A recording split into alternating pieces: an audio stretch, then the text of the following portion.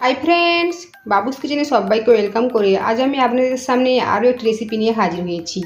আজকের রেসিপি খুবই সাধারণ, তা হলো আলু কুঁদরি ভাজা। এই আলু কুঁদরি ভাজা ভাতের সাথে যেমন ভালো লাগে, সাথে সাথে রুটি বা আমরা পরোটার সাথেও পরিবেশন করতে পারি। তাছাড়া যা যাক রেসিপির দিকে আমি কিভাবে কম সময়ে বানিয়ে নিয়েছি আলু কুঁদরি ভাজা, স্কিপ না করে লাস্ট পর্যন্ত দেখার জন্য অনুরোধ রইল। ওভেনে একটা ফ্রাই প্যান বসিয়ে দিই আর ফ্রাই প্যানটা খুব ভালোভাবে গরম করে নিয়েছি। এর মধ্যে এখন দেবো সাদা তেল। আপনারা চাইলে সর্ষের তেলও বানাতে পারেন। তেল গরম হয়ে গিয়েছে, এখন ফোড়নে দেবো গোটা জিরে আর শুকনো লঙ্কা। কয়েক সেকেন্ড সময় নিয়ে ফোড়নটা ভেজে নেব। ফোড়ন ভেজে নিয়েছি। সবার প্রথমে দেবো আলু এখানে আমি লম্বা লম্বা করে কেটে নিয়েছি। নেড়ে চেড়ে মিশিয়ে নেব। আলু সেদ্ধ হতে সময় লাগে, তাই আলুটা প্রথমে দিয়েছি। গ্যাসের ফ্লেম একদম কমিয়ে রেখে ঢাকা চাপা দিয়ে আলুটা 5 থেকে 6 মিনিটের জন্য রান্না করে নেব। 5 মিনিট করে ঢাকাটা সরিয়ে নিয়েছি। দেখুন আলু কিছুটা ভাজা হয়ে গিয়েছে।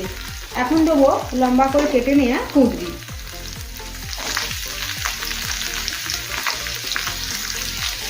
আলুর সাথে কুঁদরিগুলো মিশিয়ে নেব। কুঁদরি আলুর সাথে মিশিয়ে নিয়েছি। আবারও 2 থেকে 3 মিনিটের জন্য ঢাকা চাপা দিয়ে রান্না করে নেব। আবারও 2 মিনিট করে ঢাকাটা সরিয়ে নেব।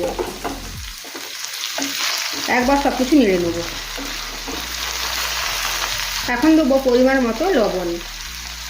দেবো মিডিয়াম সাইজের কোচানো একটা পেঁয়াজ। আবার একবার নেড়ে দেবো। নুন আর পেঁয়াজ আলু কুঁদরির সাথে মিশিয়ে নিয়েছি। এখন দেবো কিছু গুঁড়ো মশলা। দেবো হলুদের গুঁড়ো, লাল লঙ্কার গুঁড়ো, ধনের গুঁড়ো, একদম অল্প পরিমাণে জিরে গুঁড়ো। সমস্ত গুঁড়ো মশলা আলু আর কুঁদরির সাথে আবারও মিশিয়ে নেব। সমস্ত উপকরণ মিশিয়ে নিয়েছি। আবারও ঢাকা চাপা দিয়ে 5 থেকে 6 মিনিটের জন্য রান্না করে নেব। 5 মিনিট করে ঢাকাটা সরিয়ে নেব। দেখুন পেঁয়াজ অনেকখানি ভাজা হয়ে গিয়েছে, সাথে আলু কুঁদরি অনেকখানি নরমও হয়ে গিয়েছে আর ভাজাও হয়েছে। এভাবে বার করে ঢাকা চাপা দিয়ে ঢাকা খুলে রান্না করে নেব। এর ফলে আলু কুঁদরি খুব ভালোভাবে সেদ্ধ হয়ে যাবে আর সাথে সাথে ভাজা হয়ে যাবে। আর পুরো রান্নাটাই গ্যাসের ফ্লেম একদম কমিয়ে রেখে করছি। দেখুন আলু কুঁদরি ভাজা খুব ভালোভাবে হয়ে গিয়েছে। আলু আর কুঁদরি দুটোই ভালোভাবে সেদ্ধ হয়ে গিয়েছে। এখন সবশেষে দেবো ম্যাগি মশলা। হাফ চামচ মতো এখানে আমি ম্যাগি মশলা দিয়েছি। আবারও নেড়ে চেড়ে নেব। প্রায় 1 মিনিট মতো রান্না করে নেব। 1 মিনিট পরে গ্যাসের ফ্লেম অফ করে দেবো। তৈরি হয়ে গিয়েছে আলু কুঁদরি ভাজা।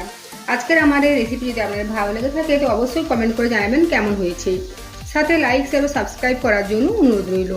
আর পাশে থাকা বেল আইকন প্রেস করার অনুরোধ রইল আমার প্রতিদিনের ভিডিওর আপডেট পাওয়ার জন্য। ভালো থাকবেন, সুস্থ থাকবেন। ফিরে আসছে অন্য কোনো রেসিপি নিয়ে।